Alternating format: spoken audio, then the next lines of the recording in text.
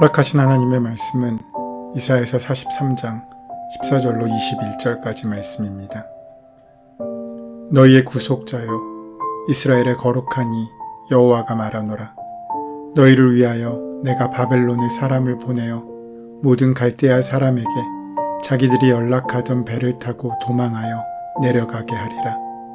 나는 여호와 너희의 거룩한 이요 이스라엘의 창조자요 너희의 왕이니라. 나 여호와가 이같이 말하노라.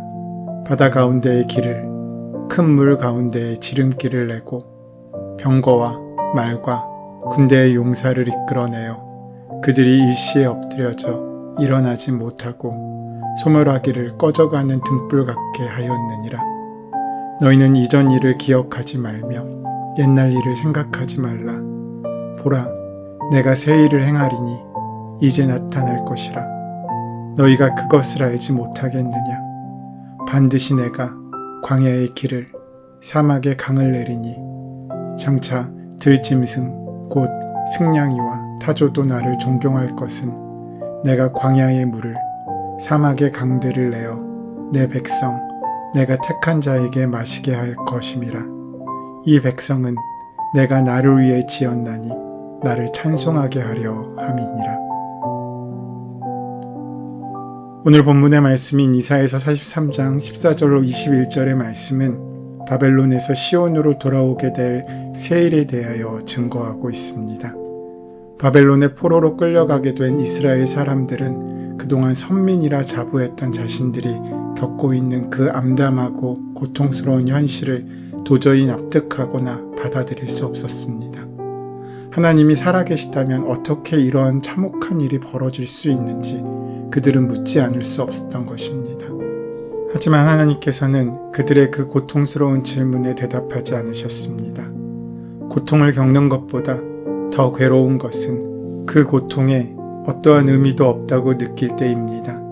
내가 지금 겪고 있는 이 어려움이 어떤 목적이 있고 어떤 하나님의 뜻이 있다고 하면 충분히 견뎌낼 수 있었을 것입니다. 하지만 그들은 지금 도대체 영문이 어떻게 되는지 알 수가 없었던 것입니다.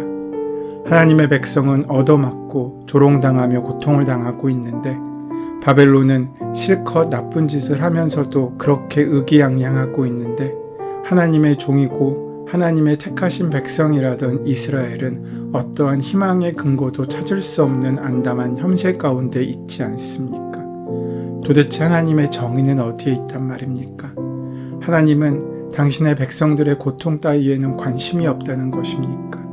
아니면 그 백성을 구원하실 능력이 없는 것이 아닌지라는 의구심이 그들에게 들기 시작했습니다. 그런 수많은 질문들 끝에 이스라엘 백성들은 비로소 한 가지 사실을 깨닫게 됩니다. 그것은 인간의 생각과 하나님의 생각이 다르다는 사실입니다. 하늘이 땅에서 아득하게 멀듯이 하나님의 길이 인간의 길보다 높다는 사실을 그들은 깨닫게 되었습니다.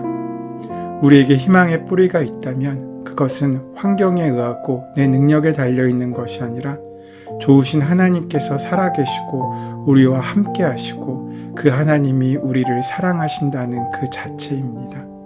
제 아무리 추운 겨울이라고 해도 뿌리가 살아있다면 그 식물은 죽지 않습니다. 봄이 되면 어김없이 싹을 틔어내기 마련입니다. 우리가 하나님으로부터 돌아서지 않는 한 우리에겐 희망이 남아 있습니다. 우리의 희망의 근거는 바로 하나님의 약속입니다. 오늘 본문은 이스라엘이 포로로 잡혀가 있는 상황이 아니라 그 실패 가운데에서도 하나님께서 어떻게 당신의 백성을 지키시는지, 그들을 떠나지 않으시는지 하나님의 사랑을 바라보라고 말씀합니다. 문제에 붙잡혀 있는 너희의 시선을 하늘로 들어 하늘로부터 임하는 하나님의 약속과 소망의 은혜를 바라보라는 것입니다. 주님은 선지자 이사야를 통해서 새로운 시대가 열릴 것임을 선언하십니다. 이스라엘 백성들이 바벨론 제국의 압제에서 해방되어 마침내 새로운 백성으로 탄생하게 될 것이라는 사실 말입니다. 이사야는 그것을 아름다운 비유의 말씀으로 들려줍니다. 내가 바다 가운데 길을 내고 거센 물결 위에 통로를 내겠다. 내가 광야의 길을 내겠고 사막의 강을 내겠다. 하나님의 사랑이 있는 곳마다 길이 열립니다. 우리 속에 사랑이 있다면 분명 길이 있기 마련입니다. 우리 속에 진정한 사랑이 있는 한 하나님은 우리에게 분명한 길을 열어주십니다. 목마른 백성들을 살리시려고 광야에 물을 대고 사막에 강을 내시는 하나님이시지 않습니까? 그 길은 내가 믿음으로 시작하는 그 한 걸음을 통해 우리에게 열리게 될 것입니다. 그 사랑의 길에 우리를 초대하시는 분이 우리 하나님이십니다. 그런데 명심할 것이 있습니다. 길이 있어서 걷는 것이 아니라 걷는 이가 있어서 길이 생긴다는 말입니다.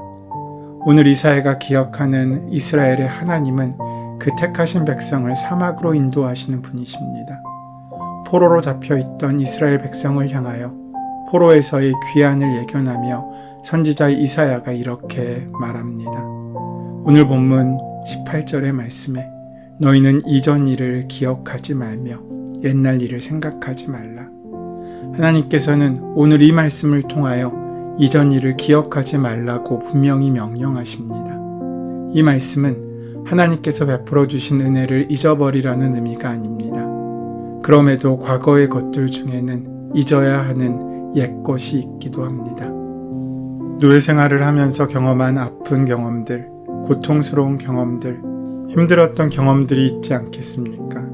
한마디로 포로에서 힘들었던 시간을 잊으라는 말씀으로 우리는 생각할 수 있습니다. 한 걸음 더 나아가 오늘 본문의 말씀은 과거 이스라엘 백성들이 예루살렘에서 경험한 모든 삶의 방식을 잊으라는 의미이기도 합니다.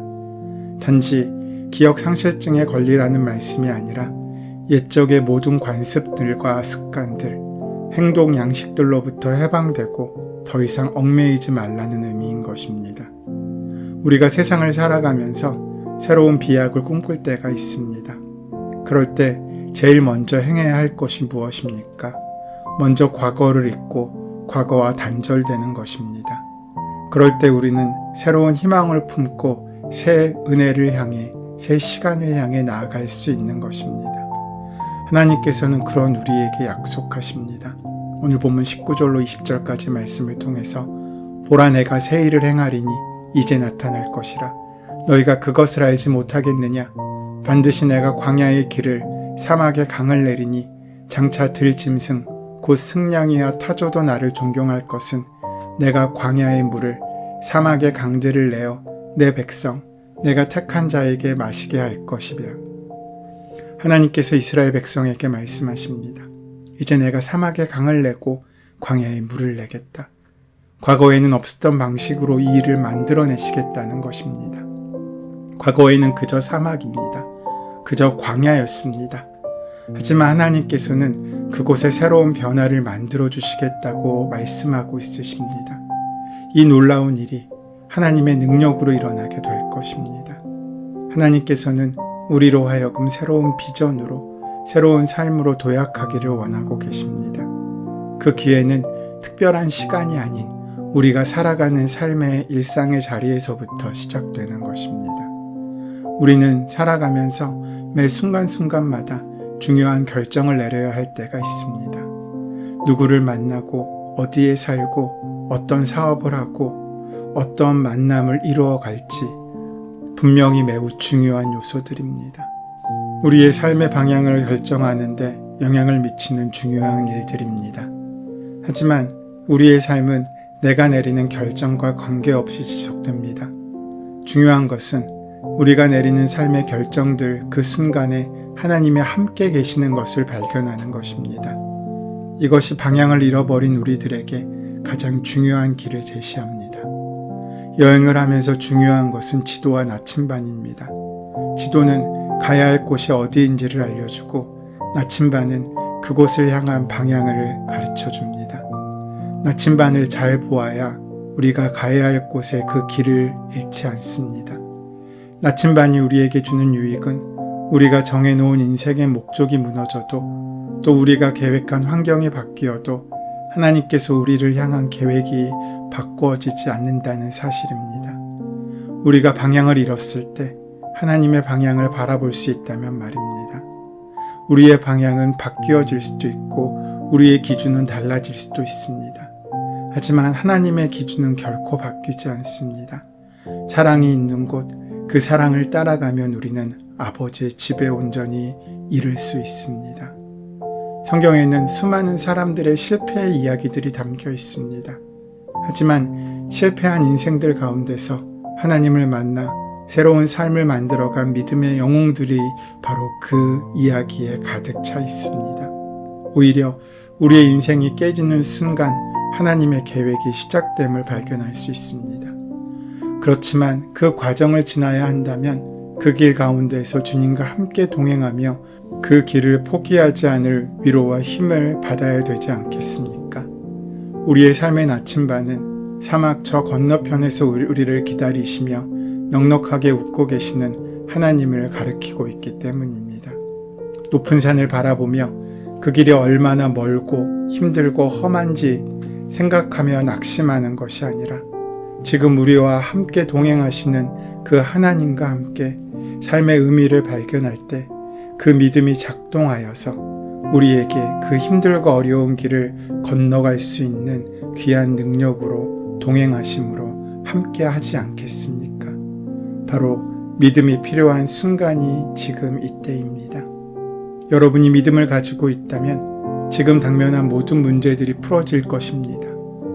하지만 마술처럼 우리의 모든 문제들이 다 해결되는 것은 아닙니다.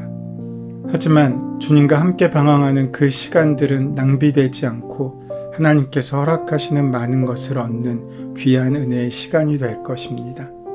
진정한 삶의 가치, 믿음을 가질 때 주시는 확신, 내 삶을 향한 하나님의 온전하신 계획 등을 만날 수 있으니 말입니다.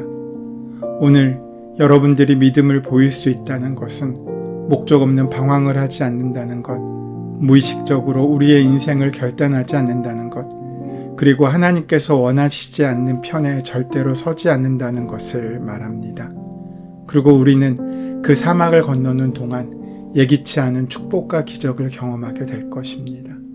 마치 이스라엘 백성들이 광야에서 물이 터지는 것을 경험하고 그곳에서 만나와 메추라기를 통해 하나님의 은혜를 경험했듯이, 그래서 사막은 목적을 향해 가는 그저 고행의 길이 아니라 그 길을 가는 동안 수없이 많은 하나님의 은혜를 체험하는 은혜의 현장이 됨을 경험하게 될 것입니다. 우리가 사막을 건너는 중에 있다면, 믿음의 나침반을 보고 걷고 있다면 그곳이 바로 우리의 길이었음을 깨닫게 될 것입니다. 우리가 사막을 걷다 보면 지치고 쓰러질 때 강물을 만나게 될 것이고 우리가 새 힘을 얻게 될 것이며 그 사막 한가운데서 즐거움을 맛보게 될 것입니다. 때때로 우리는 사막 가운데서 신기루를 만나기도 합니다. 우리를 유혹하는 것들 말입니다. 그때 우리가 나침반을 보지 않고 신기루를 따라간다면 인생의 사막을 건너가지 못하게 될 것입니다. 물처럼 보이는 신기루를 따라가다 오아시스를 만나는 것이 아니라 갈증으로 죽게 될 것입니다. 사랑하는 여러분, 지금 우리 주변에 얼마나 많은 신기루들이 있습니까? 거짓된 우상과 명예, 우리를 유혹하는 수많은 많은 것들, 이루 나열할 수 없습니다. 우리가 사막을 건너기 위해서는 그 사막을 잘 걷는 기술이 필요한 것이 아니라 그 길에서도 결코 포기하지 않는 믿음을 선택하는 삶을 살 수 있어야 합니다. 우리의 눈앞에는 여전히 사막이고 여전히 바다일 수 있습니다. 하지만 그런 막막한 상황이 바로 우리의 믿음이 필요할 때입니다. 우리의 삶에 믿음이 보여야 할 때가 바로 우리의 인생에서 목표가 보이지 않을 때, 길이 보이지 않을 바로 그때입니다. 지금 우리는 사순절 기간을 살아가고 있습니다. 예수님께서 이 땅에 오셔서 십자가의 고난을 감당하신 까닭은 우리가 잘나서가 아닙니다. 우리가 자격이 없음에도 불구하고 하나님께서는 우리를 구속하시고 불러내셔서 지금까지 인도해 주고 계십니다. 사랑이 길을 만들었기 때문입니다. 하나님께서는 우리를 지명하여 부르시기 위해서 당신의 아들을 십자가 위에서 죽이셨습니다. 바로 그때 죽음 가운데 생명의 길이 열렸고 그 생명의 길을 따라 천국을 향해 나아가는 은혜가 시작되게 된 것입니다.